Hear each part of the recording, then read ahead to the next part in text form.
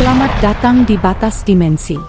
Dalam episode kali ini kita akan membahas kisah yang akan membawa kita ke dalam gelapnya hutan Kalimantan. Sebuah tempat di mana mitos, legenda dan kenyataan saling bertautan. Pernahkah kalian mendengar tentang sosok misterius yang meneror penduduk pedalaman? Pemburu kepala bertopeng.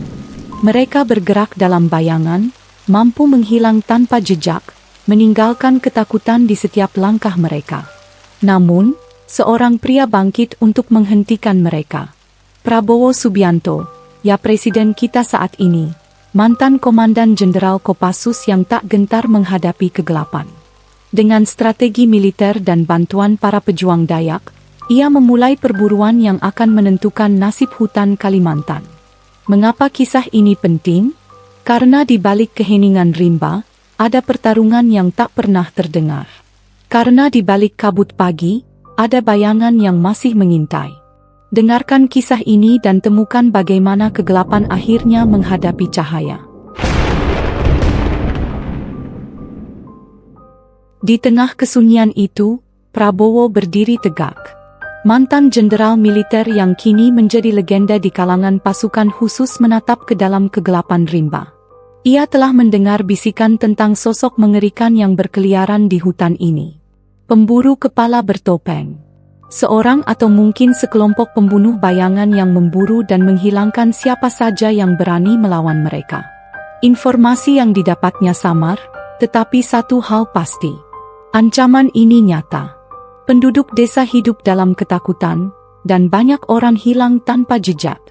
Prabowo tahu, untuk menghadapi musuh yang memahami hutan lebih baik darinya, ia membutuhkan sekutu yang sama tangguhnya.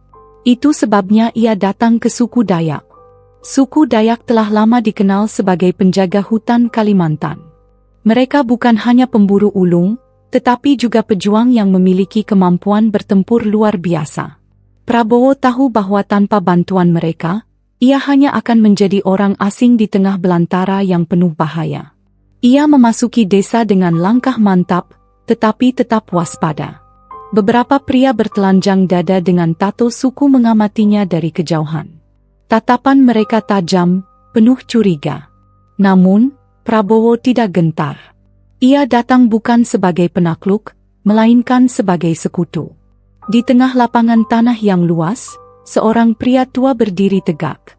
Dialah kepala suku, pemimpin para prajurit Dayak. Sorot matanya tenang, namun menyiratkan kebijaksanaan dan kekuatan. Tanpa basa-basi, Prabowo menyampaikan maksud kedatangannya. Ada ancaman di hutan ini, suaranya tegas.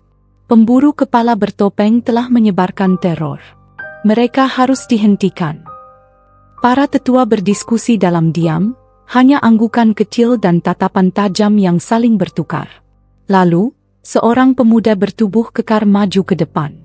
Kami tahu mereka, katanya. Kami juga kehilangan saudara karena mereka. Prabowo menatapnya dalam-dalam.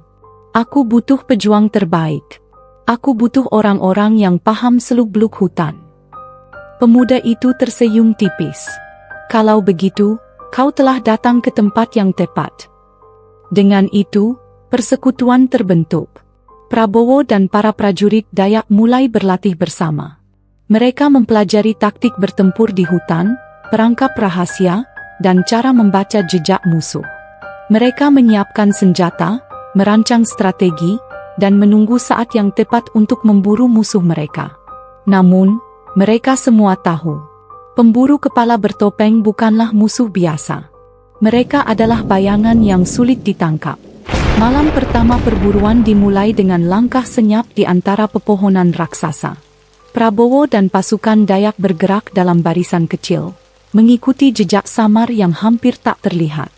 Ranting patah, tanah yang tergeser, dan aroma asap kayu yang masih tersisa di udara menjadi petunjuk bagi mereka. Jaya, prajurit muda Dayak yang kini menjadi tangan kanan Prabowo, berhenti sejenak. Ia meraba tanah dengan ujung jarinya dan mengangkatnya ke hidung. Mereka tidak jauh, bisiknya. Prabowo mengangguk. Mereka melanjutkan perjalanan dengan langkah lebih ringan, menjaga setiap gerakan agar tak mengusik makhluk hutan. Di kejauhan, Suara burung malam mendadak terhenti. Seolah hutan menahan napasnya sendiri. Saat fajar hampir menyingsing, mereka menemukan sesuatu yang mengerikan. Sebuah kepala manusia tergantung di pohon, darahnya masih mengalir. Simbol aneh terukir di dahinya. Para prajurit Dayak mengenali tanda itu. Ini peringatan dari mereka, bisik Jaya. Mereka tahu kita datang. Prabowo mengepalkan tangan. Bukan karena takut, tapi karena kemarahan yang mulai membara di dadanya. Ia melihat ke sekeliling, memastikan tidak ada ancaman yang mengintai. Kita sudah dekat, ucapnya pelan. Mereka pikir ini akan menghentikan kita. Mereka salah. Dengan isyarat tangan, ia memimpin pasukan kembali menyusuri jejak. Mereka tahu musuh sudah menyadari keberadaan mereka. Sekarang, perburuan bukan lagi soal mencari. Ini soal siapa yang akan menyerang lebih dulu. Malam turun perlahan, menyelimuti hutan Kalimantan dengan kegelapan pekat. Kabut tebal merayap di antara pepohonan, membuat penglihatan terbatas. Prabowo dan pasukannya bergerak dengan hati-hati. Setiap langkah mereka menyatu dengan suara alam. Tiba-tiba, suara ranting patah terdengar dari kejauhan. Prabowo mengangkat tangannya, memberi isyarat agar semua diam. Napas mereka tertahan. Detik berikutnya, hujan panah meluncur dari dalam kegelapan. Serangan, teriak Jaya. Prabowo berguling ke tanah, menghindari proyektil yang meluncur dengan cepat. Para prajurit Dayak membalas dengan lemparan tombak dan anak panah mereka. Jeritan terdengar dari arah musuh, menandakan serangan itu tepat sasaran. Namun, pemburu kepala bertopeng tidak menyerah begitu saja. Mereka bergerak seperti bayangan, menyerang lalu menghilang ke dalam kabut. Prabowo menyadari ini bukan pertempuran biasa. Ini adalah permainan strategi di mana kesalahan sekecil apapun bisa berakibat fatal. Dengan gerakan cepat, ia menghunus belatinya dan menyelinap di antara pepohonan. Di depannya, sosok bertopeng hitam muncul dengan parang panjang terangkat tinggi. Tanpa ragu, Prabowo menangkis serangan itu dengan belatinya. Percikan api muncul saat besi bertemu besi. Pertarungan mereka berlangsung sengit. Musuhnya bergerak cepat, menyerang dari berbagai arah. Namun, Prabowo bukanlah prajurit biasa. Dengan satu gerakan gesit, ia menendang dada lawannya, membuatnya terhuyung ke belakang. Saat celah terbuka, ia menusukkan belatinya tepat ke jantung musuh. Sosok bertopeng itu mengeluarkan suara serak sebelum akhirnya roboh ke tanah. Di sekelilingnya, pertempuran masih berkecamuk. Para prajurit Dayak bertarung mati-matian, menggunakan segala yang mereka miliki. Kabut semakin menipis, dan seiring dengan itu, jumlah musuh pun semakin berkurang. Prabowo mengangkat kepalanya, melihat musuh yang tersisa mulai melarikan diri ke dalam hutan. Ini adalah kemenangan. Namun, ia tahu, ini belum sepenuhnya berakhir.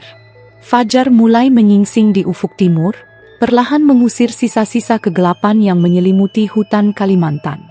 Tanah masih berlumuran darah, tubuh-tubuh tak bernyawa berserakan di antara pepohonan. Bau besi dan tanah basah bercampur menjadi satu, menyisakan saksi bisu dari pertempuran yang baru saja terjadi. Prabowo berdiri tegap, matanya menyapu medan pertempuran. Para prajurit Dayak yang selamat mulai berkumpul. Sebagian membantu yang terluka, sementara lainnya memastikan bahwa tak ada satupun musuh yang masih bersembunyi. Jaya mendekat dengan napas terengah-engah. Mereka kabur ke arah timur. Tidak banyak yang tersisa. Prabowo mengangguk. Biar mereka lari. Mereka tak punya tempat lagi untuk kembali. Ia menatap tubuh pemimpin mereka, sosok bertopeng yang kini tergeletak tak bernyawa. Prabowo berlutut, meraih topeng hitam itu, dan perlahan melepasnya. Di baliknya, wajah seorang pria penuh luka dan coretan ritual terbuka. Matanya kosong, menatap langit yang kini mulai terang. Ini sudah selesai, kata Prabowo pelan. Namun, ia tahu, tidak ada kemenangan tanpa harga. Beberapa prajurit Dayak telah gugur. Mereka akan dikenang sebagai pejuang yang mempertahankan tanah mereka dari kegelapan. Kepala suku akhirnya datang, menatap Prabowo dengan penuh penghormatan. Ia meletakkan tangan di dada sebagai tanda penghargaan. Kau telah membayar hutang kepada hutan ini. Sekarang, hutan akan melindungimu. Prabowo hanya diam. Dalam benaknya, ia tahu, pertarungan ini hanyalah satu dari sekian banyak yang akan datang. Dunia tidak pernah benar-benar damai. Namun, untuk saat ini, ketenangan kembali ke hutan Kalimantan. Ia memandang ke arah Cakrawala. Matahari pagi bersinar keemasan, menghangatkan tanah yang dingin. Hutan ini telah menjadi saksi bisu aksi heroik dan menjadi bukti nyata keberanian sosok Pak Prabowo yang saat itu menjabat sebagai Danjen Kopassus. Bahkan hari ini di masa beliau menjabat sebagai presiden, beliau banyak memberikan bukti bahwa beliau memang layak disebut sebagai seorang pemimpin yang tulus untuk negara kita bangsa Indonesia. Silahkan like dan tinggalkan komentar atau pendapat Anda mengenai peristiwa ini. Untuk menyemangati dan memberikan dukungan positif pada channel ini supaya lebih banyak membuat konten seperti ini. Jangan lupa untuk subscribe dan silahkan share konten ini bila dirasa bermanfaat. Admin Batas Dimensi pamit undur diri. Sampai berjumpa di konten Batas Dimensi berikutnya.